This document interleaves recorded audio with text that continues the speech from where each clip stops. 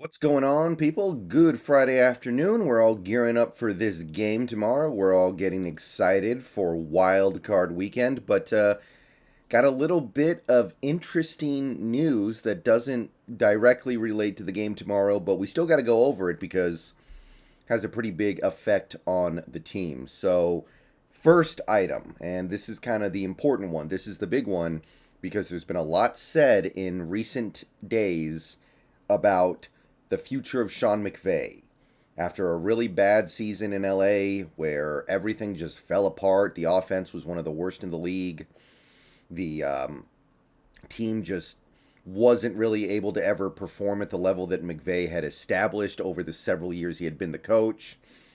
And it seemed unlikely they were going to be able to quickly rebuild because of the lack of draft picks and all the money they have tied up. A lot of people thought Sean McVay was going to be on the outs, that he was going to retire, go to Amazon, make more money for doing a much easier job for a few years, and then maybe make his grand return to head coaching down the line.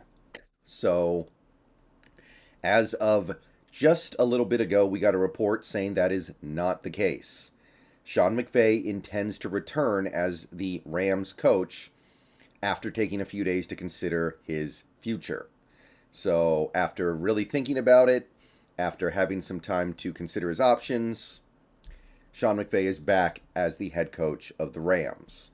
So, that's not great for the Seahawks, right? Not only is McVay a great coach, but he's also a coach that has had pretty good success against the Seahawks overall.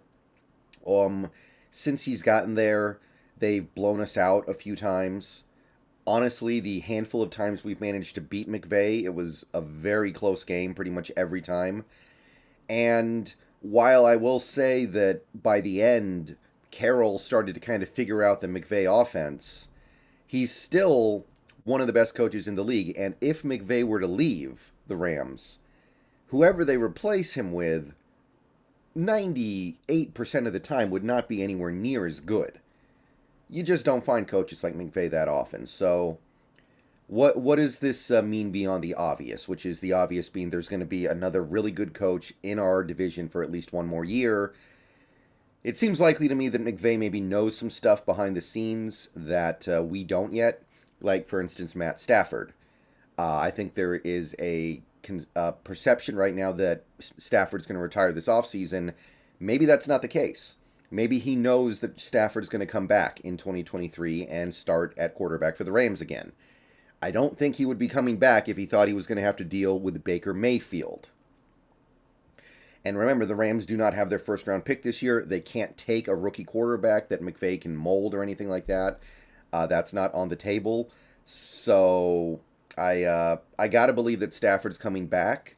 And if he's not, then I have to believe they're going to turn around and quickly go get somebody really good who can immediately plug and play into that offense. He must also feel good about the future health of guys like Cooper Kupp and Aaron Donald. And I guess you could even say Allen Robinson, Sean Robinson, all these guys who got hurt for the team this year, Noteboom, Brian Allen. I don't think he would come back to a sinking ship. I don't. So he must at least feel like next year the Rams are going to start off in a pretty good situation in terms of their health. So we'll see what comes, but this tells me Stafford's back as well. And I mean that's there are a couple different layers to that, right? Like on the one hand, Stafford's a pretty good quarterback. On the other hand, with the injury situation that he had this year, should he be playing football? I don't know. That's dicey. That's a scary proposition. So we'll see what ends up happening with that situation. But the Rams are not going to just fold up and go away yet. If they had moved on from McVay, then I would believe they would just say, okay, let's go 2-15 next year, get a top pick, and see where we go from there. Like let's just take our medicine. Aaron Donald's probably well past his prime at that point anyway. Cooper Kupp may never be the same again. Let's just move on from some of these expensive veterans who are either falling off a cliff or are about to fall off a cliff. But McVay's not coming back for that. If McVay thought that was going to happen, I am sure he would be pulling that cord and hopping on over to Amazon. Okay, so that's the Sean McVay news. That's the big news of the day. One other thing I want to go over in this video that again doesn't directly correlate to what's going on tomorrow, but maybe it has an indirect correlation. No Seahawks made the All-Pro teams. 0 Seahawks on the All-Pro team. 0. Less than 1. Yeah, the AP All-Pro team was released earlier today, and you can take a look at the first team right here. You've got the usual suspects, but as you scroll through this list, you'll quickly realize there are 0 Seahawks, not a 1. Corbin Smith did report that 4 players on the defense did receive some votes. Tariq Woolen, who I think deserved to make second team. Quandre Diggs, sure. Ryan Neal, okay, even though he missed 3 games at the end of the year, he played very well. And Jordan Brooks, which, no comment on that one, but you guys know how I feel about Brooks. And Jason Myers also got votes as a special teamer. He would have made third team All-Pro if there was such a thing, but there isn't. So nobody on the All-Pro team. So what I'm going to say is this. Our offense was good this year, but I couldn't tell you who should have made All-Pro on our offense, right? We had the number 9 offense in the league, so logically you would look at that and you would think you could find somebody who should be on the All-Pro team, but honestly I can't. Gino's not a top 2 quarterback. K9's not a top 2 running back. We used 3 different tight ends this year, so no one tight end belongs as a All-Pro. Lockett and Metcalf were both really good, but I don't think they were among the 6 best receivers in the league this year, especially when Lockett missed a game. Nobody on the offensive line was top 2 at their position, so it's just one of those things where it was more about the team than the individual, which, hey, that's cool. But I thought for sure that on defense, even though our defense was bad, and I will admit that's part of the problem, right? Our defense this year was bad.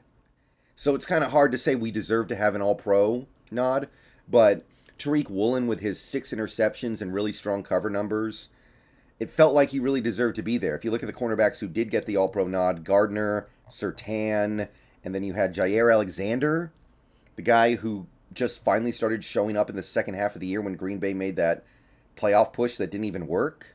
Really? Yeah. Not really buying that one. I thought for sure that at the very least I can say, and I still believe this, Tariq deserved to be All-Pro. He didn't get it, but I think he deserved it. Everyone else, I mean, Nwosu was really good, but I don't think he's an All-Pro. Quentin Jefferson certainly not. He had a really good end of the season, but he's not an All-Pro. Diggs, I don't think he was an All-Pro this year. Pro Bowler, okay. But to me, the big miss, nobody on special teams. We had one of the best special teams units in the league. We had one of the best kickers. We had one of the best punters. Our coverage units were really good. You're not going to give us a single nod on special teams? Really? NFL? AP? Associated Press? Yeah. Okay, that's a little bit weak. But what I'm going to say is this. Stick that on the bulletin board in the locker room before the game tomorrow.